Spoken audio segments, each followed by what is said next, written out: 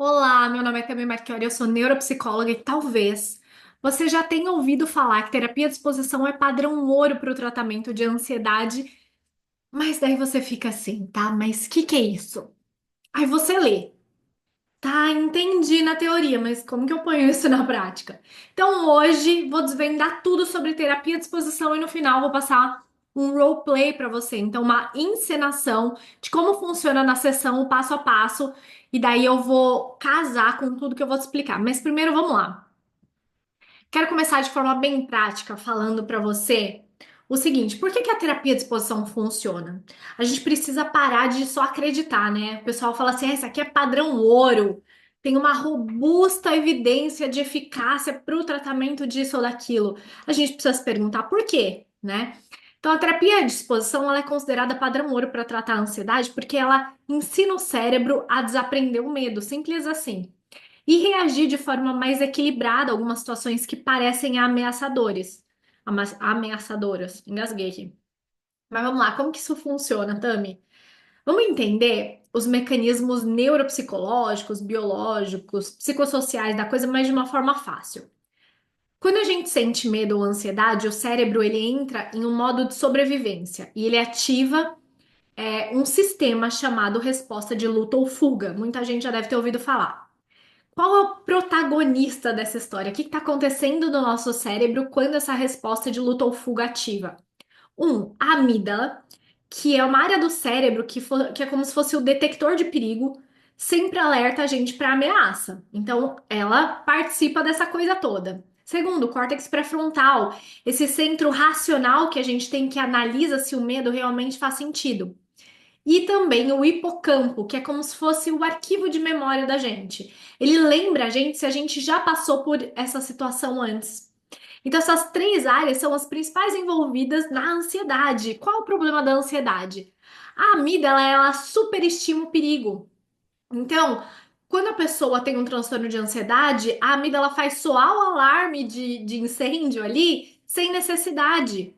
Então é como a pessoa, sei lá, ela vê um gatinho e ela enxerga um leão que tá pra comer ela, sabe? É isso, a pessoa com um transtorno de ansiedade generalizada. Ai, como que eu vou na prova amanhã? Nossa, parece que a prova, a vida dela depende dessa prova. Então, superestima, aumenta o perigo, catastrofiza aquele resultado, né? Parece que vai acontecer uma catástrofe. E enquanto isso, o córtex pré-frontal aqui, que tem a ver com o centro racional da gente, ele perde o controle da situação.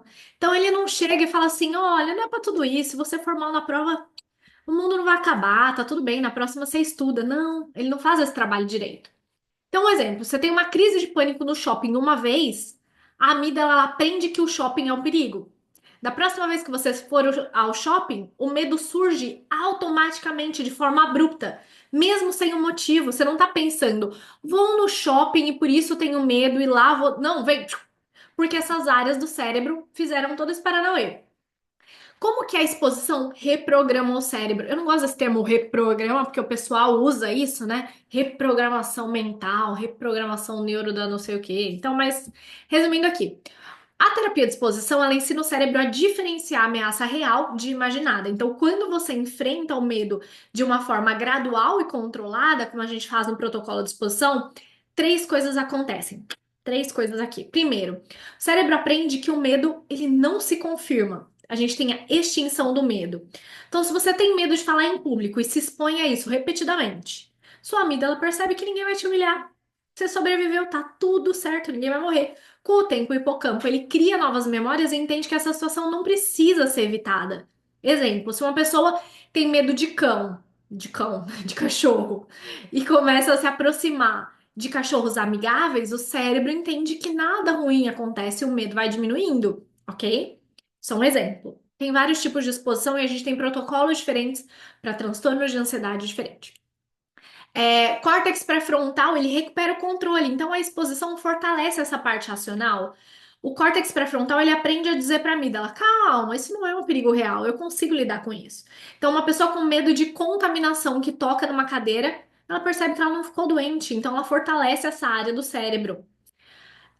O corpo aprende a regular a resposta de ansiedade, que a gente chama de habituação. Com o tempo, quando a gente enfrenta os nossos medos, o sistema nervoso percebe que pode relaxar, então ele fica mais tranquilo.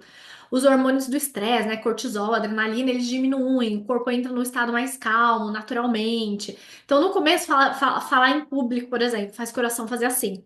Quanto mais você pratica, menos você tem essa resposta fisiológica. E a gente tem um impacto biopsicossocial. Como que afeta a vida da pessoa? A ansiedade ela não afeta só o cérebro, afeta a forma como a gente vive, como a gente interage com o mundo. Biológico, o corpo deixa de reagir de forma exagerada ao medo, regula esse hormônio do estresse e tal. Psicológico, a confiança vai aumentando da pessoa, porque ela aprende que ela é capaz de lidar com o desafio. E social, a pessoa se torna mais funcional no dia a dia, consegue sair, trabalhar, viver com mais liberdade. Antes da exposição, eu não posso dirigir, isso me faz evitar evento social. Depois da exposição, eu aprendi a dirigir, agora eu posso me divertir, sei lá, deu um exemplo. Então, por que que ela funciona? Vamos lá. Treina o cérebro para desaprender medo irreal, fortalece a parte racional do cérebro para assumir o controle, ensina o corpo a regular essa resposta de ansiedade e melhora a qualidade de vida, trazendo mais liberdade, mais confiança. E aí, muitos psicólogos, até da TCC, trabalham só os aspectos cognitivos, reestruturação cognitiva, pensamento disfuncional, tal, tal, tal. Isso é importante para a ansiedade, mas sozinho geralmente não é suficiente para tratar a ansiedade, porque o medo não é só um pensamento. O medo também é uma resposta emocional e fisiológica do corpo. Então, a ansiedade não nasce só do que a gente pensa, da nossa interpretação, mas do que a gente sente e do que a gente evita. Então, a amígdala, esse cérebro emocional, vamos dizer assim, ela dispara o medo antes do córtex pré-frontal, o cérebro racional, processar a lógica. Então, só mudar o pensamento não ensina o corpo a se acalmar diante de uma situação que é temida, entendeu? Por que que às vezes você fica lá, paciente com transtorno de ansiedade, 5.000 anos, você não entendeu o que está acontecendo por trás. Então, assim, alguém com medo de elevador pode, por exemplo, saber racionalmente que o avião, que o avião, pode ser com o avião também, mas que o elevador não vai cair, mas o coração acelera, a respiração fica curta, o medo persiste, a pessoa com medo de dar palestra. Ela sabe que não vai acontecer nada, às vezes ela já deu palestras na vida, mesmo assim ela tem essa resposta fisiológica. Então a terapia de exposição ela é necessária, é padrão ouro, por quê? Para ensinar o cérebro na prática que a ameaça não é real e que o corpo pode acalmar e ele não precisa fugir ou evitar.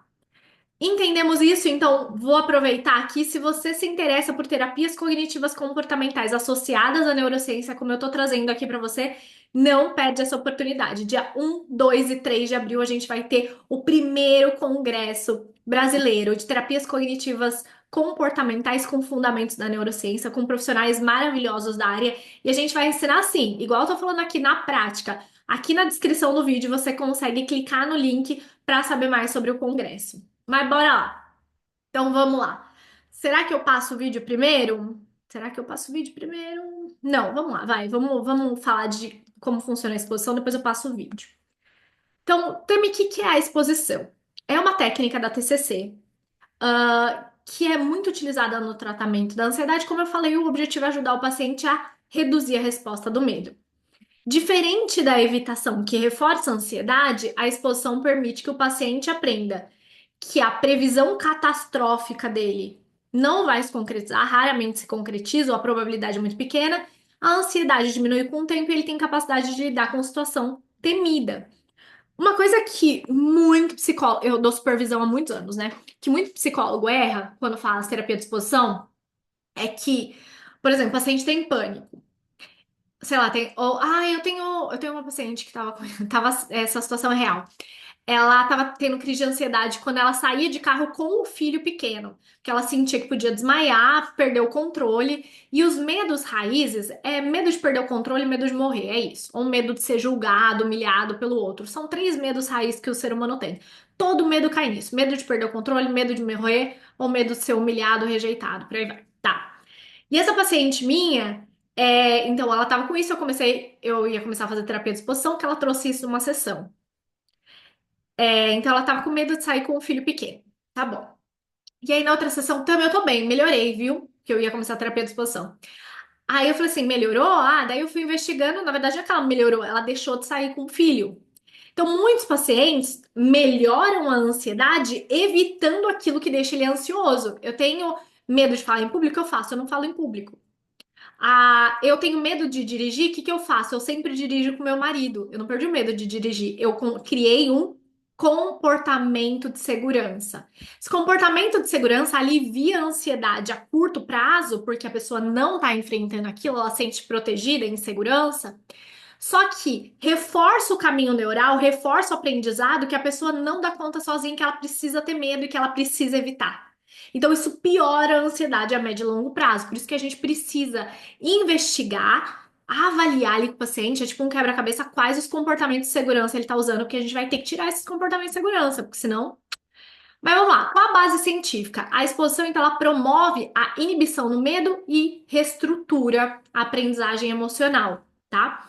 Passo a passo. Então, vamos lá, como que a gente faz na prática? Primeira coisa, anota aí, ó, anota, tá anotando, né? Identifica o medo raiz. Por exemplo, você vai perguntar para o paciente: qual é a sua maior preocupação nessa situação? Se eu falar em público, eu vou ser humilhado e perder o respeito dos outros. Normalmente está ligado esse medo raiz a crenças centrais disfuncionais. A gente tem, então, três medos principais, tá? E você vai geralmente chegar neles. Você pode usar a seta descendente. Então, qual a sua preocupação? Por exemplo, essa paciente desmaiar. Tá, mas qual a sua preocupação se você desmaiar? É que ela não vai ter o controle. E daí ela não consegue acudir o filho. Então, geralmente, é medo de perder o controle, medo de morrer ou medo de ser rejeitado e humilhado. Você tem que identificar esse medo raiz, raiz. Você tem que ir até a raiz do medo, tá? Então, não fica com a primeira resposta lá. Daí você vai identificar os medos amplificadores. Então, são os gatilhos que fazem o paciente prever que o medo raiz vai acontecer. Por exemplo, para cada gatilho, você vai perguntar: o que que dispara seu medo? Quanto tempo leva para a previsão catastrófica começar? Qual desses elementos aí mais piora a sua certeza de que algo ruim vai acontecer? Por exemplo, gente, fobia social. O olhar dos outros, pausa na conversa, mão tremendo, a previsão catastrófica. Vão perceber que eu tô nervoso, vão pensar que eu sou incompetente. Percebe? E aí a gente vai identificar, em terceiro ponto, o comportamento de segurança. Então, são as estratégias usadas para o paciente para reduzir a ansiedade a curto prazo, mas que mantém o medo a longo prazo. Então, exemplo comum, distração, olhar para o celular, no caso de fobia social, tá? Olhar para o celular para evitar contato visual, não ir à reunião, não falar, perguntar repetidamente se foi bem, roteirizar cada frase antes de falar. Então, paciente com medo de cachorro, ele evita parque e atravessa a rua sempre que vê um cachorro. Ele não perdeu medo de cachorro, ele tá usando um comportamento de segurança. Então, ele nunca aprende que a maioria dos cachorros não é agressiva e que ele consegue lidar com a ansiedade. Então, aí depois que a gente fez isso, a gente vai criar uma coisa que chama escada de exposição. Eu crio uma escada mesmo, eu desenho uma escada para os meus pacientes, assim mesmo, ó. Deixa eu mostrar para você, ó. Assim, ó. Nossa, meu desenho tá péssimo. Sou uma ótima psicóloga, mas eu sou uma péssima desenhista. Aqui, ó, uma escada de exposição, uma escada. Ele tem que ir subindo a escada. Então a gente começa aqui embaixo da escada, o que dá menos medo, tá? Lá em cima que dá mais medo. Então a gente vai subir essa escada, ok? Isso é exposição gradual, que a gente chama. Gradual, a gente vai subindo. Então a escada de exposição vai organizar os desafios de forma progressiva. Então, passo para a gente criar isso aí. A gente precisa definir o objetivo geral. Por exemplo, falar em público com confiança. É isso que meu paciente quer. Então, a gente vai criar uma lista de situações que vão gerar ansiedade para ele, do menor aqui. Opa, do menor, do que gera menos ansiedade para o que gera mais ansiedade. Então, sei lá. Ai, falar com as minhas amigas num encontro. Falar para 1.000 pessoas, tá aqui em cima, tá? Mais ou menos isso, tá? E aí, o que que a gente vai fazer? A gente vai atribuir um nível de dificuldade de 0 a 10 para cada situação. Então, a gente vai começar com um desafio moderado, 4, 5. Se o negócio dá 1 de ansiedade, não dá ansiedade. Ah, falar com meu filho em casa. Não precisa começar daí, né? Então, a gente vai começar com um desafio moderado, de 4, 5. Quem vai dar essa escala? O paciente. Você vai falar para ele: olha, de 0 a 10, quanto. Então, você vai fazer uma lista com ele de coisas que geram essa ansiedade. Tá, de 0 a 10, quanto cada um gera ansiedade? Esse gera 4, esse gera 6, que gera 10 fica aqui em cima, o que gera 1 fica aqui em cima. Então, a gente vai começar na escada com o que tá 4, 5, mais ou menos, tá? Aí tudo bem. Aí o que que a gente faz? Você vai repetir a exposição até que a ansiedade reduza para menos de 20%. E daí a gente vai subir para desafio mais difícil conforme a tolerância melhora.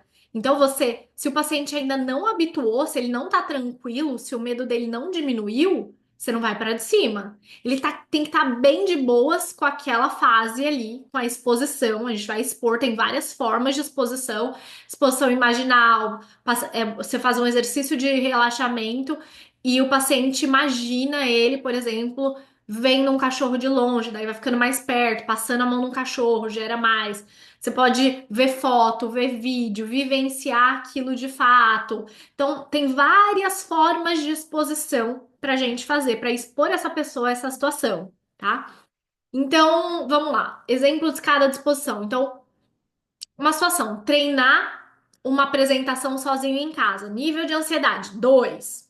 Fazer um comentário em uma reunião com um colega aqui do lado, 4 de ansiedade. Fazer uma pergunta em uma reunião de equipe, ansiedade 6. Apresentar um projeto para um grupo pequeno, 8. Falar espontaneamente em uma reunião grande com seu chefe, 10. Vocês viram a situação? Eu fui subindo na escada de exposição. Então, é muito importante que a gente identifique todos essas formas de fazer a exposição. Aí a gente tem, por exemplo, exposições diferentes para transtornos diferentes. Eu vou explicar um pouquinho.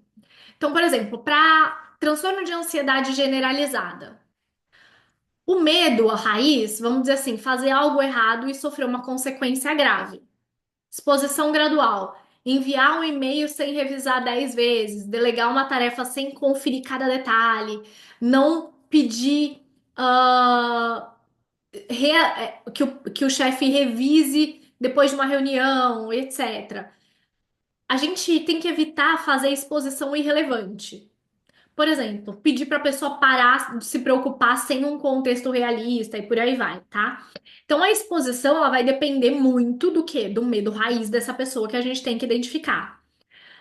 Transtorno do pânico. Medo é ter uma crise de pânico, medo de perder o controle, medo de morrer. A gente vai usar um tipo de exposição que chama exposição interoceptiva. Então a gente vai induzir sensação física. Então, por exemplo, um dos primeiros sintomas que as pessoas com pânico têm é começa a ficar tonta e aceleração do batimento. Como que a gente faz por essa exposição interoceptiva? Hoje mesmo eu estava fazendo um paciente. Então, eu faço o paciente correr no lugar até acelerar o batimento. Então, você vai fazer um exercício de relaxamento. Quando o paciente se sentir ansioso, ele vai levantar a mão, a gente cronometra o tempo, e exposição interoceptiva tem protocolo. A gente cronometra o tempo, por exemplo, depende do exercício, 30 segundos. Aí o paciente vai estar com a ansiedade lá, 10. E aí a gente vai fazer o relaxamento, trabalhar um pouco da resposta à reestruturação cognitiva para ele entender que o nosso corpo foi feito para acelerar batimento, para ficar tonto. Tontura, Tami, você faz o paciente girar até ficar tonto, ou fazer não com a cabeça assim por alguns segundos. Então tem vários exercícios de exposição interoceptiva e a gente tem protocolo para todos eles, protocolo seguro, tudo certinho, tá? Você tem que saber fazer. É, Então, a gente vai fazendo exposição gradual. Por exemplo, hiperventilar por 30 segundos ou 1 minuto para simular falta de ar, correr no lugar para sentir aceleração cardíaca, ficar em local onde já teve ataque de pânico sem sair correndo e por aí vai, tá? Então, você não pode exigir que o paciente aguente ao máximo sem preparar a forma de enfrentamento para esse paciente. Tá, então a gente tem um protocolo. O paciente ele tem que segurar um pouquinho mais, tolerar um pouquinho mais quando chega aquela ansiedade. Ele não pode necessariamente parar o exercício quando ele tá ansioso. Só que você tem que fazer uma preparação. A psicoeducação tem todo um protocolo para exposição interoceptiva também, tá? Fobia social, medo de ser julgado ou rejeitado. Então, exposição gradual, por exemplo, fazer contato visual com o estranho, iniciar uma conversa pequena com um colega, perguntar alguma coisa numa reunião do trabalho. Você tem que evitar criar situação de exposição humilhante para o seu paciente. Por exemplo, pedir para o seu paciente sair gritando na rua sem propósito. Não, né?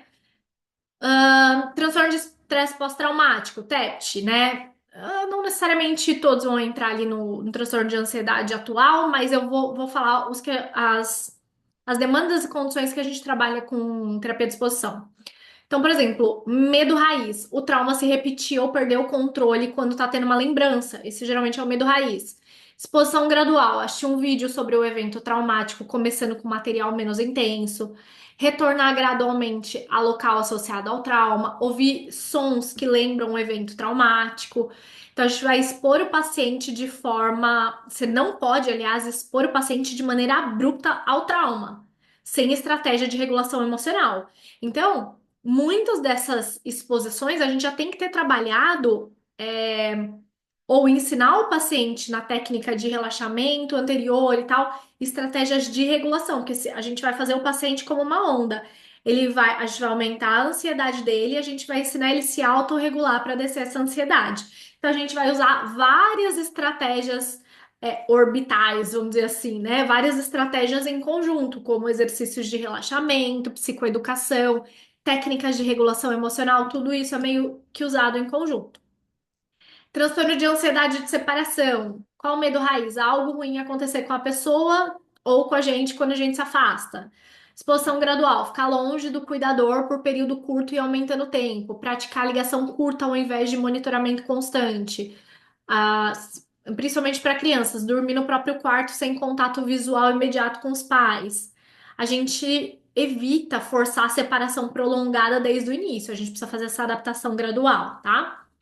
Toque, medo raiz, pensamento intrusivo se tornar realidade, geralmente é isso. Exposição gradual, como a gente faz geralmente. Tocar em objeto contaminado sem lavar a mão imediatamente, escrever um pensamento obsessivo sem corrigir ele mentalmente, sair de casa sem verificar a fechadura 10 vezes, por aí vai. Então depende. Depende também quais são os rituais, né? A gente evita pedir que o paciente pare os rituais do nada sem suporte. A gente vai fazer todo um processo, tá? Também o que que a gente evita na exposição gradual? Ela, quando mal planejada, às vezes reforça a ansiedade. Então, você não pula etapas, se forçar muito rápido, às vezes você gera retraumatização. Ou permitir o uso excessivo de comportamento de segurança. Você permitir o paciente, por exemplo, fazer isso, ficar tomando Rivotril, ou, enfim, todos esses comportamentos de segurança que podem acontecer. Por quê? Porque se tá chovendo no molhado, não tá fazendo nada. Você não tá ensinando o cérebro aquilo que precisa. Aplicar exposição sem propósito, você criar desafio sem relevância, não promove um significado, um aprendizado, aliás, que seja significativo. Ou fazer exposição surpresa. O paciente precisa saber que ele está participando de um experimento controlado, que você sabe que está fazendo, que tem um registro, que tem um tempo de exposição, que é gradual. Ele se sente mais seguro até em aceitar o processo, tá? Como que a gente monitora o progresso? Então, a gente vai usando o registro de exposição. Antes da exposição, você vai perguntar qual a probabilidade da sua previsão catastrófica acontecer. Por exemplo, vamos falar da interoceptiva. Se você ficar tonto aqui, você vai morrer e vai perder o controle. Aqui na sessão comigo. Qual a previsão catastrófica? De 0 a 10. Ah, é 10. Depois da exposição, o que realmente aconteceu? Gente, essa pergunta de registro de exposição é uma parte essencial que a gente nunca pode pular, porque o aprendizado tá aí. Ele entender que ele tinha uma previsão catastrófica e que depois da exposição aquilo não aconteceu. É isso que registra no cérebro o aprendizado. E daí ele vai avaliar, então, o que que realmente aconteceu? Isso te surpreendeu? Então, tinha medo de falar em público, todo mundo ri dele. Ele falou em público, ninguém riu. Qual era a previsão antes? O que que realmente aconteceu? Tá aí o aprendizado. Então, a gente vai avaliar a mudança de percepção ao longo do tempo. Então, a exposição gradual, ela vai ensinar que a ansiedade, ela não precisa desaparecer para agir. É uma ferramenta muito eficaz, mas exige esse planejamento cuidadoso, personalização para cada paciente, e o sucesso se mede pela redução da evitação e pelo aumento da tolerância ao desconforto, percebe? Eu falo para os meus pacientes, olha, eu prometo, você vai curar essa ansiedade, você vai falar em público, você vai sair de casa, você vai parar de ter pânico. Só que vai ser desconfortável. Não é ruim, não vai te machucar, não é perigoso, não é nada. É desconfortável, mas eu preciso desse desconforto. Vamos lá? Vamos lá. Então é mais ou menos isso. Eu vou mostrar agora um roleplay que é uma encenação de consulta de um psicólogo fazendo. É um que eu achei no YouTube, então a legenda não tá muito boa, mas quando acabar o vídeo de roleplay, eu vou explicar o que que ele fez e o que que aconteceu, ok? Bora lá, deixa eu aumentar isso aqui. Vou compartilhar minha tela com você. Peraí, compartilhar som. Assiste com atenção. Você tá vendo minha tela, né? Não, peraí. Opa. Aqui. Compartilhar som.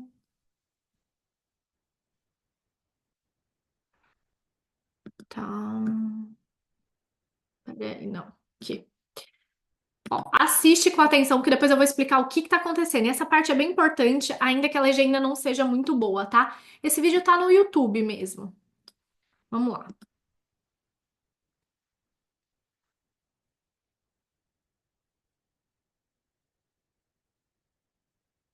Tá com legenda em português, tá? Mas a legenda não é muito boa. Hi, Victoria. How you doing today? Very good. Very good. How has the anxiety been around the germs? I still catch myself like almost like double touching, like going to touch it and then reeling back. So I'm starting to notice it, but I still have that anxiety. I still don't want to touch it. When you pretty much touch anything that you might think has germs on it. Yeah. What are some things that you've touched in between the last session and this session that have distressed you? Well, I had to go to the store, which is always a nightmare for me because I don't even like touching my credit card because it's been in so many machines and there's so much dirt and junk that gets in there. And then the counters and all the I keep thinking about the food that's there, and Okay. if I pick it up off the shelf, how many people have picked it up with their nasty hands, or kids picked it up with nasty hands and then put it back? And it's like I need to eat, but shopping's a nightmare for me. So really, in a supermarket, everything can be containing germs, have germs on it. Yeah, And that's everything kind of- does. Everything does, and that's what you're thinking about as you're walking through and shopping. Yeah. We talked about last time exposure and response prevention, and I explained kind of the general idea of it. You remember that conversation? Yeah. I remember I indicated that we might try some experiments right in session to see if we can move kind of forward in treating your kind of your fear, obsession with germs, and really the anxiety it's causing for you. It's like getting in the way of your life. It is. It really is. So I was wondering, is there anything in here, in this office, as you look around, that you would look at and think, I don't want to touch that because it could have germs on it? I'm really not liking the covers on this chair because I can't.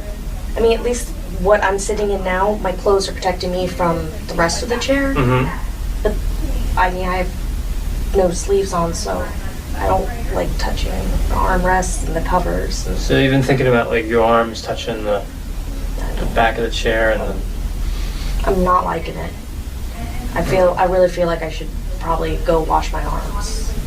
So what would happen if you put your hands right on the arm cuffs? What would your usual reaction be to that? To go wash my arms Yeah. until I feel like it's gone. Until all the dirt is gone. And how long would that take you to be sure that all the... Something like this, probably I'd be in there for a good 5-10 minutes, just washing. 5-10 minutes? Yeah. And how many times a day would you end up washing your hands? Okay, I don't keep track anymore. It makes me upset. How many times? It's that many. Mhm. Yeah. That is distressing, and I know that this will be uncomfortable. But I would like you to try to, if you can, feel comfortable with it, put your hands on the arms of the chairs. On the chair. Just feel. Let's see what I'm doing. Just like. All right. And try to stay like that. So tell me what's going through your mind. I can just. I feel the chair, and I don't like it, and I feel almost like I can feel everybody who's ever touched it, and just what have they been doing. And what did they touch before they touched this? And they probably didn't wash their hands before they touched this, and it's just really making it uncomfortable. Okay, so you're anxious now. Yeah. Is it tolerable? Yeah. All right. So I want you, remember we talked about scaling before, so like 10 being a tremendous amount of anxiety, and 1 being hardly any anxiety. Where are you now? As you sit here with your hands on. What would I say, about 6 or 7? 6 or 7. Yeah. Are you feeling an urge to go wash your hands? Yes. Yes, I am. Yes. This is a 6 or 7. I want you to sit with it for a few seconds. All right. Okay. All right. So process that that feeling, right? That you're touching everybody that's ever been in the chair. Right, so consider that thought. Okay.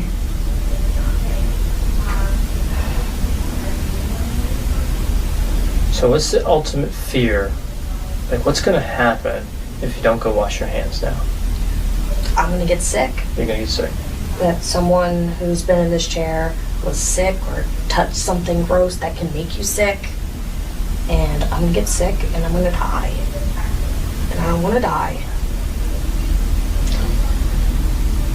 Do you feel yourself getting sick? I feel like it's harder to breathe, I guess. Like my chest is kind of... Is it tight? Yeah. You can still breathe, though. I can't breathe. Okay. So go ahead and lift your hands up. Right? And just put them where you'd normally put them. Well, now that you've touched the chair, I know that... Yeah, I could still... Is that any better? Now you're touching the seat of the chair. But I feel like if I touch my clothes...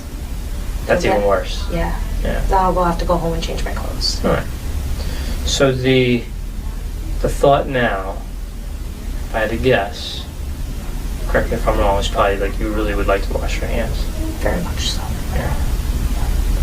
And you certainly can at any time, but I'd like you to try to hold out for a little bit. So your hands where they are now, that's better than up here. I mean, at this point, I feel like they're already contaminated. So they're at maximum contamination. Yeah. So you can't do any more damage by touching the seat. Yeah, I'm just trying to avoid touching anything else. All right. So now it's not so much about getting your hands away from the arms, but getting them under the faucet. Yeah. That's the. So your anxiety was a 6 or 7 before. Where's it now? I mean, now that you mention it, it is a little better. I want to say about 4. About a 4? 3, 4. 4? I mean, I feel better that my arms are all fit, and I'm focusing on breathing. And I mean, Is it a little easier to breathe now? a little, yeah, Oh, it all right. is. So if you could wash your hands right this second, well, of course you can, but if you did, what would the anxiety move to?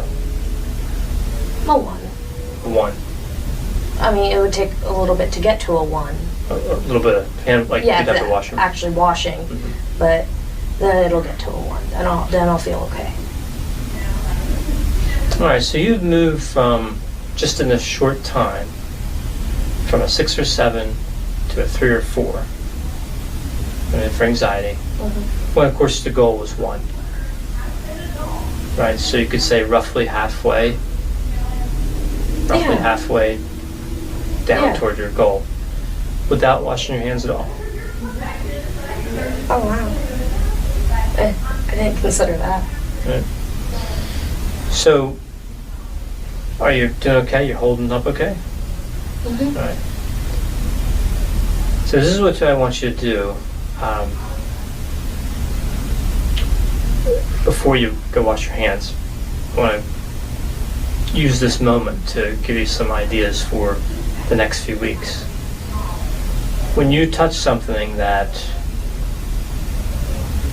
causes you to feel like the germs are on your hands, chairs, whatever it is, I want you to try progressively to wait more and more time between that event, like when you feel that urge, and when you actually wash your hands.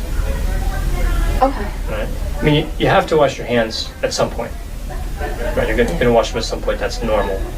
I'm asking you to try to delay that. Okay. And try to stall and not wash them immediately. Okay.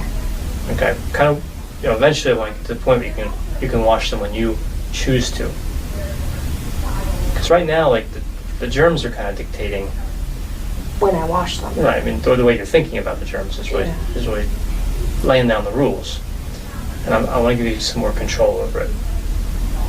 And so where's the anxiety right now?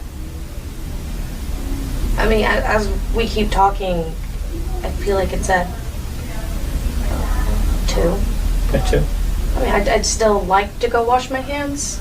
I would feel better if I did, but I don't feel that, overwhelming anxiety anymore. And no trouble breathing or Actually, I haven't even thought about that in a while. There's still that urge to wash your hands that's there, which is understandable. All right. So, why don't you go wash your hands now? When you come back, I'll talk about the homework again, right? With your anxiety is a little lower. If you're at 2, you can only really get one level lower, right down to 1. And we'll kind of review that again, and we'll lay down very structured. Ok, vamos lá, vamos voltar. O que que aconteceu nesse vídeo, né? Muito legal esse vídeo, é bem antigo, mas é mais ou menos isso. Qual o medo raiz dela? Então você percebe que a gente não vai deixar o medo raiz. Ah, o meu medo raiz é germe. Não, isso não é medo raiz. Qual é o medo raiz? O que que esse germe vai fazer com ela? Vai deixar ela doente, ela vai morrer. O medo raiz é ela morrer. Medo amplificador. Tocar objeto público aumenta a probabilidade de contaminação. Pensar sobre onde as mãos das outras pessoas estiveram reforça a ansiedade, a sensação de sujeira leva à necessidade urgente de lavar a mão, né? Então a paciente ela relata o medo de tocar no braço da cadeira, imaginando que tem verme de várias pessoas que vão adoecer ela. Isso piora a ansiedade. Qual comportamento de segurança? Lava a mão repetidamente, 5, 10 minutos por vez. Evitar tocar em objeto de local público, evitar tocar em roupa depois de tocar em algo considerado contaminado. Então, são os comportamentos de segurança. Então, identificamos aí medo raiz, medo amplificador e comportamento de segurança. O que evitar nesse tratamento? Permitir que a paciente lave a mão imediatamente depois da exposição. Você viu que ele falou para ela? Ó, você dá um tempo, espera, a ansiedade diminui, segura um pouco. Então, se ela lava a mão logo depois da exposição, comportamento de segurança. Outra coisa que a gente não pode fazer, reforçar a ideia de que pensamento catastrófico é verdadeiro. Não, não, não. E aplicar a exposição sem validar essa experiência emocional. Você viu o que ele fez, né? Não que a gente está invalidando a experiência emocional, não é isso. Mas a gente não fica reforçando o medo, percebe? O foco é no aprendizado de que ela consegue enfrentar essa situação. Então, primeiro passo ali, ele propôs o experimento de exposição dentro do consultório para desafiar esse pensamento disfuncional dela. Então, ele pergunta para ela: tem algo aqui no consultório que você não quer tocar? Ela escolhe o braço da cadeira porque ela acredita que está contaminado. Segundo passo, ele pediu para a paciente colocar as mãos no braço da cadeira e ficar com a sensação desconfortável um tempo, sem recorrer a comportamento de segurança de lavar a mão rapidinho. E aí ele vai modelando o comportamento, encorajando ela a tocar o braço da cadeira. Então ela faz isso e relata que a ansiedade foi subindo de 6 ou 7 em uma escala de 1 a 10, né? No começo, logo que ela pôs. Terceiro passo, ele monitorou a ansiedade. Então, ele pediu para ela observar a reação fisiológica e pensamento sem evitar ou fugir da situação. Então, ela percebe que. E daí, ela até fala que tá com dificuldade para respirar, que ela pode morrer, enfim. E aí, a paciente percebe que, apesar do desconforto, ela consegue tolerar a situação. Que ela estava respirando mais devagar, mas voltou a respirar. E aí a ansiedade começou a diminuir de 6, 7 para 3, 4.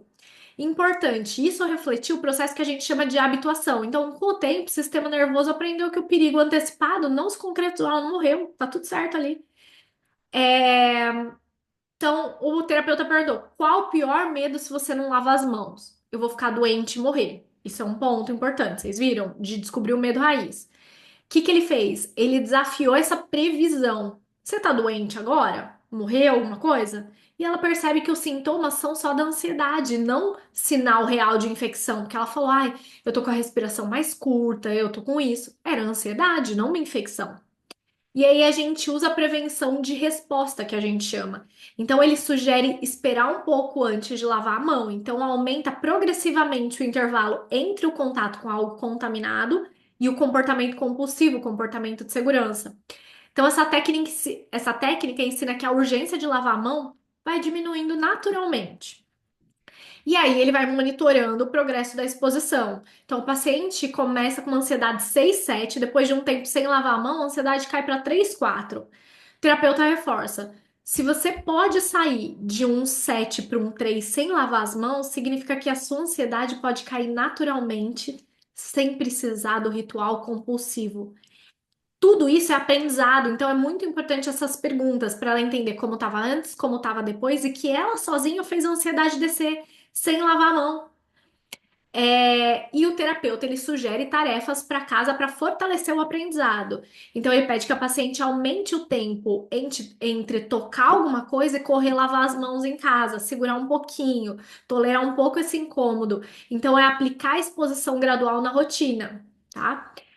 Então, por exemplo, um exemplo de plano de exposição para casa: esperar 2 minutos antes de lavar a mão depois de tocar numa superfície contaminada.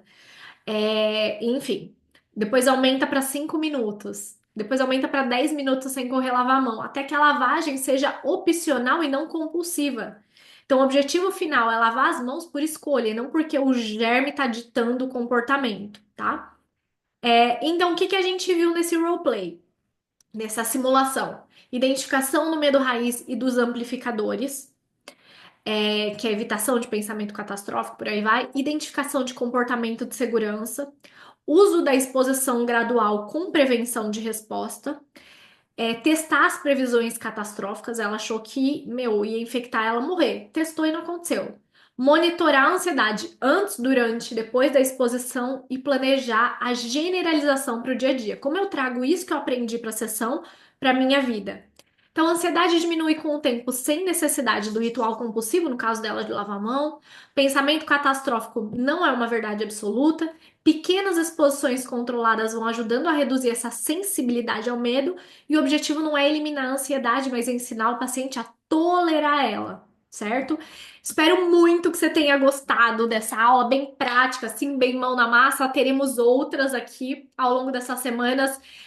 Vídeos de aquecimento para o YouTube, preparação para o Congresso Neuro-TCC, então terapias cognitivas comportamentais com fundamentos da neurociência. Vamos ver como que a gente faz tudo isso na prática de uma maneira fácil, real, aplicável para melhorar a nossa prática clínica. Se você quer saber mais sobre o congresso, tá aqui na descrição do vídeo. E na próxima terça-feira temos outro vídeo. Eu espero você, espero que você tenha gostado e que realmente faça a diferença na sua prática clínica.